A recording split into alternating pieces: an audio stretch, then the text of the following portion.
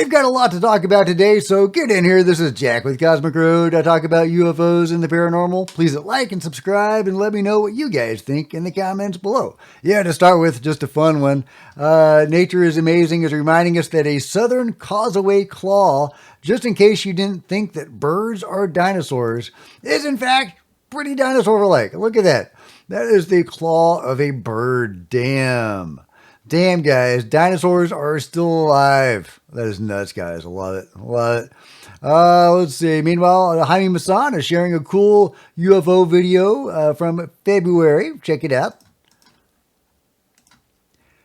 You see this bright, shining thing in the sky. I don't think that's a balloon. I don't know what that is. Could that be a drone, like an actual drone? I don't think that's a plane. Could that be a mystery drone?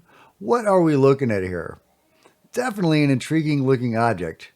Yeah, there it looks more like a... Is it shape-shifting? What's it doing there? Is it a... Could it be a kite with some lights on it?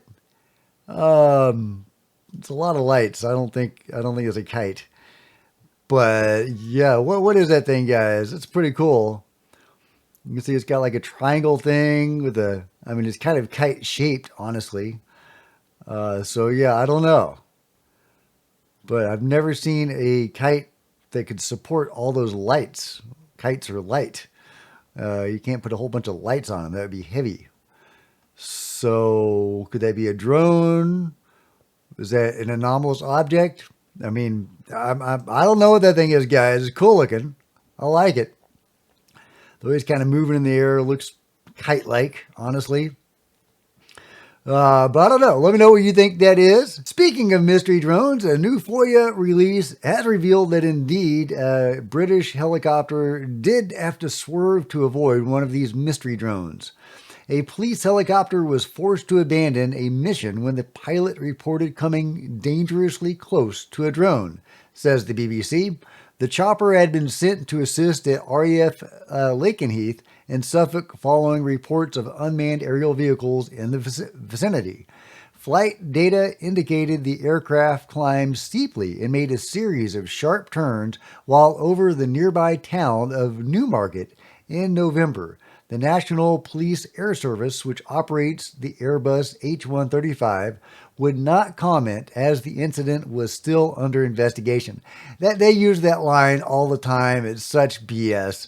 In the cattle mutilations that were occurring in my area in Texas, my MUFON group was investigating it. The FBI descended on the scene, shut all the ranchers up, suppressed a lot of information from getting out. There were over 40 mutilations.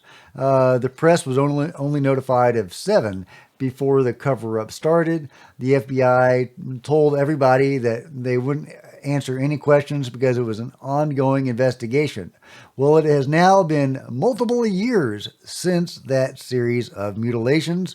They still have not released any information. So that is just such a dodge when they say that. However, a Freedom of Information request to police revealed the helicopter withdrew due to a drone coming close to them. NPAS confirmed that the helicopter understood to have the registration had been sent to the area on November 22nd following reports of drone sightings.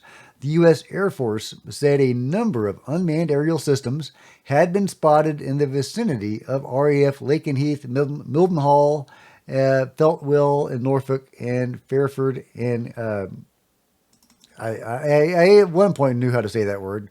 NPAS has video footage of the incident, but would not release it on national security grounds, following a series of FOIA requests.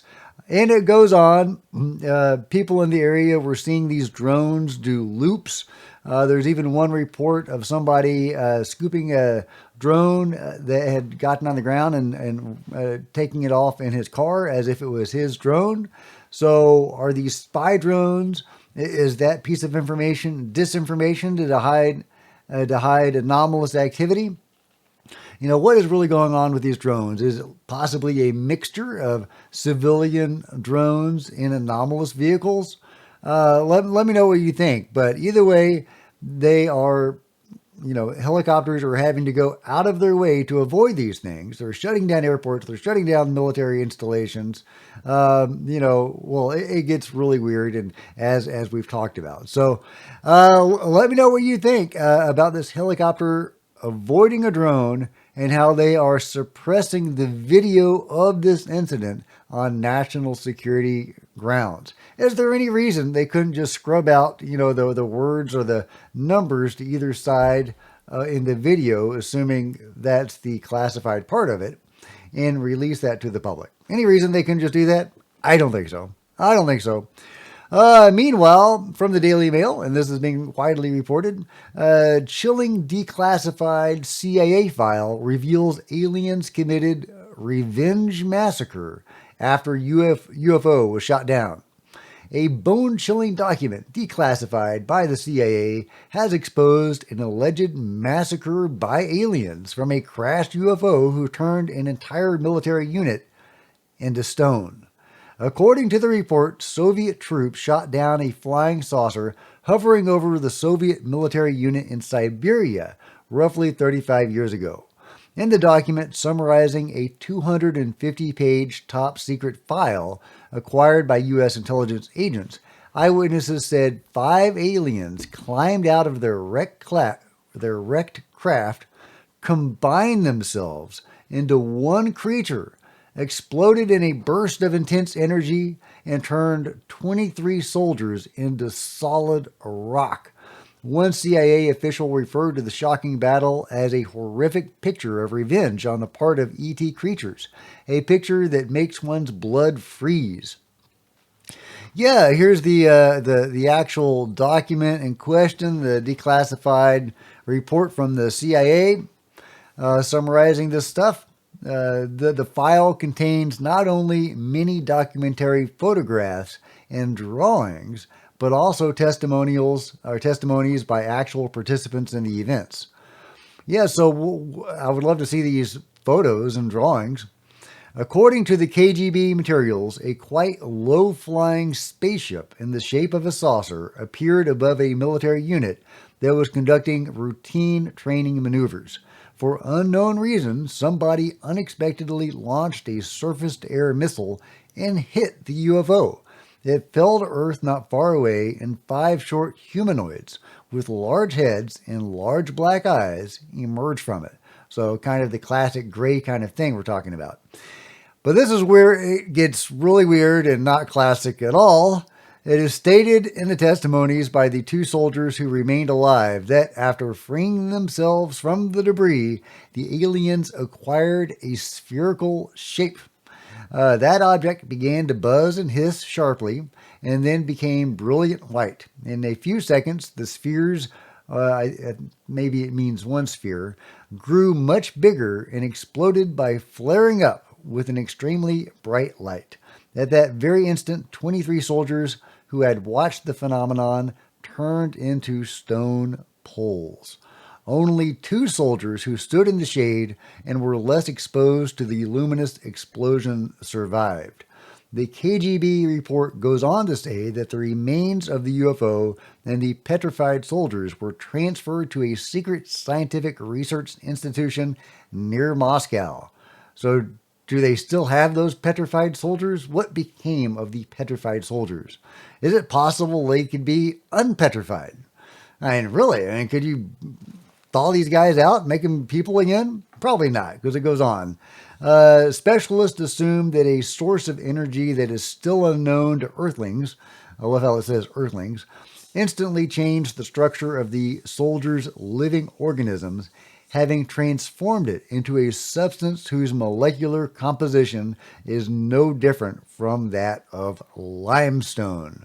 Change them into limestone, so probably not going to be able to turn them back into humans, but hey, if they can turn them into limestone, maybe they could turn them back. But this reminds me of Medusa, right? Turning people into stone. I did the video the other day talking about how aliens use wands and how this may have influenced popular culture. And how we have wizards and witches and gods using wands and staffs. Did that originally come from the beings? Did this idea of turning people into stone, did that come from the beings? The pillar of salt, all of that. Is that something that the beings can do, and has been incorporated in our popular mythology, in even religion, in histories. So, yeah, really interesting to think about what became of these soldiers, what became of the craft. Is this a real incident? Have any of you ever heard of any other encounter like this, where gray aliens or any other kind of alien have combined themselves into a ball like the critters in the movie Critters, and then wreak destruction with that ball? That's crazy, guys. It sounds like something out of a comic book, but it is, from what the KGB was saying. And is that disinformation to dismay the CIA? Hey, look at us. We've got a UFO and all this kind of stuff. Is that what was going on, or is this a real deal account? Let me know what you think in the comments below. Meanwhile, Scott Waring is wondering if there is a hidden message in the Mona Lisa. Is there actually a hidden picture of an alien in the Mona Lisa? All right, look at that. Yeah, I mean, you can kind of see it when you reverse the image and do all that. You can see the eyes, the mouth, the nose. That's pretty cool. I mean, Da Vinci did encode stuff in his paintings. Is that one thing that he encoded in the Mona Lisa? Was this picture of this cosmic being wearing some sort of headdress, potentially? I don't know, but that's a fantastic catch by Scott Waring. Ross Coulthart is sharing another intriguing mystery from an ancient painting, possibly to do with jellyfish UFOs or just jellyfish. Jake Barber says they've got like alien jellyfish caught on camera. They don't appear to be structured craft, that may be living beings. Anyway, Ross Coulthart says, thanks to Brian, a viewer who pointed out the interesting detail in the well-known Madonna and Child UFO painting. It has jellyfish tentacled objects top left, as well as the classic unexplained lenticular saucer object. And artist whimsy? Yeah, and of course this object is well known here, this UFO looking thing.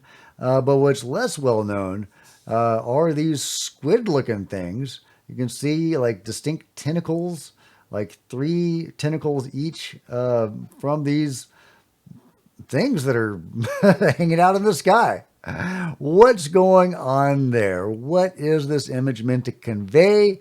Is it meant to convey something to do with the phenomenon? Meanwhile, you remember this awesome photo of the lovely Dr. Sean Kirkpatrick attending that briefing with Brandon Fugel.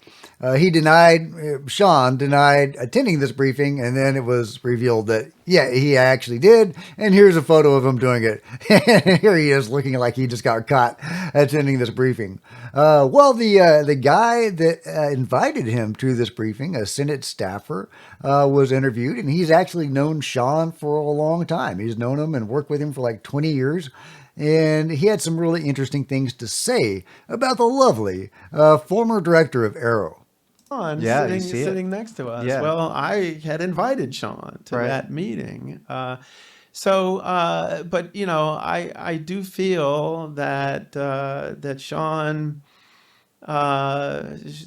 ended up taking a very traditional DoD line on the UAP issue. Do you think that was intellectually genuine or disingenuous?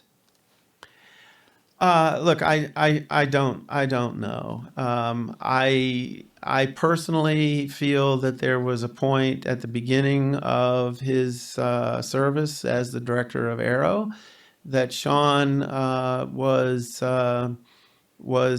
committed to calling it as he saw it. I do feel like there might have been then some change, and there's speculation that he was read into the legacy program and told, in no uncertain terms that, you need to sustain the sort of the party line that's been in existence for so long. But look, I have no idea if that. Yeah, so all speculation. He doesn't know, but obviously Sean was read in, the lovely Dr. Sean Kirkpatrick, who is now reverse engineering UFOs at Oak Ridge Labs. And they go on to talk about his position at Oak Ridge and how there may be a conflict of interest there. But anyway, a really good interview, and I highly encourage you to go watch the full thing, and I'll link to that below. Meanwhile, I'm excited about this. Jay Anderson says, just finished my exclusive interview with Filippo Biondi and Armando May from the Coffrey Project. I think they have a compelling argument and they are extremely confident in their findings. It's being edited now for public release. Can't wait. I am super pumped about the Coffrey findings about that giant mega structure under the Coffrey Pyramid. I hope that turns out to be true. That is just so badass. The smoking gun for Atlantis. If that thing is real, that thing is amazing. And, you know, I'm all about Atlantis, so I really hope that is legit. Yeah, somebody had a mock-up of how big this thing was. This thing that goes down almost a kilometer. Forgotten History says this is an interesting way to put the potential discovery beneath the pyramids into perspective. It's the same size as the tallest building in the world, the Burj Khalifa. In fact, it's even a little bit taller than the tallest building in the world. That's nuts, guys. Yeah, if true. We say big if true, but this is enormous if true, literally. So yeah, hopefully it's real. Hopefully it's real. I want it to be confirmed by independent analysts looking at the data. Hopefully we can start digging. It wouldn't take much to get down to, just one of those giant columns, right? It wouldn't take a lot of digging to get there. So you would think that would be feasible if they would allow digging on the Giza Plateau. Would they? I guess we'll find out. Either way, we have this tantalizing mystery that we need corroboration for because, yeah, again, smoking gun for Atlantis, this could change the whole paradigm of what we know about history and humanity. This is big. This is big. This is potentially big. I love how Jay Anderson says that they are very confident. That was very evident at the press conference that they thought this. They were very, very confident. They said it was just like looking at a photo. If you took a photo of the Tower of Pisa, you didn't have to get a bunch of scientists to corroborate that the tower existed. You could just take your photo and everybody could agree that, hey, there's a tower there. So we'll see how things shake out, but I'm still very interested in this discovery. Let me know how you think. Meanwhile, Tio Red Octopus is sharing this awesome UFO video, UAP filmed over Peru in March. Okay, let's check it out. March 21st. Could that be just a storm? It doesn't look like any lightning I've ever seen. It's just going straight down. There's no zigs or zags. But, I mean, it could be lightning. It doesn't look particularly stormy out there, though. I'm not seeing any rain. So, yeah, that's pretty anomalous looking, if real. What do you think about that crazy alien lightning? What the hell is going on there, guys? It's a cool visual. Yeah, is that legit? If it's legit, what is it? Is it anomalous? Or is that just some weird, discharge? Electrical discharge. And meanwhile, check out this awesome Chinese invisibility cloak sent to me by Nico. Thanks, Nico. This is crazy. Look at that. That's like a real deal invisibility cloak. That's wild. It's a little alarming, maybe, since we're not on friendly terms with China at the moment. But it's pretty damn cool. What do you think about that awesome invisibility cloak? Harry Potter, eat your heart out. Let me know what you think about it all, including this awesome eel that just wanted some love. Let me know what you think about it all in the comments below. Like and subscribe. Hit the bell to be notified of future videos. You don't want to miss a thing. Join me on social media, Facebook, Twitter, Discord, and Rumble, links below. Love to see you guys there. If you want to support Cosmic Road in a bigger way, consider grabbing a coffee mug or a t-shirt in the merch store below. If you like fantasy and science fiction novels, hey, I write those. See the link below for the first book in my new series, Cosmic Road. You can also become a channel member to support the channel. Channel members are awesome, and I really appreciate you guys' support. Thank you so much. Meanwhile, there's plenty of other videos on the channel, and I will see you next time. This is Jack with the Cosmic Road, signing out.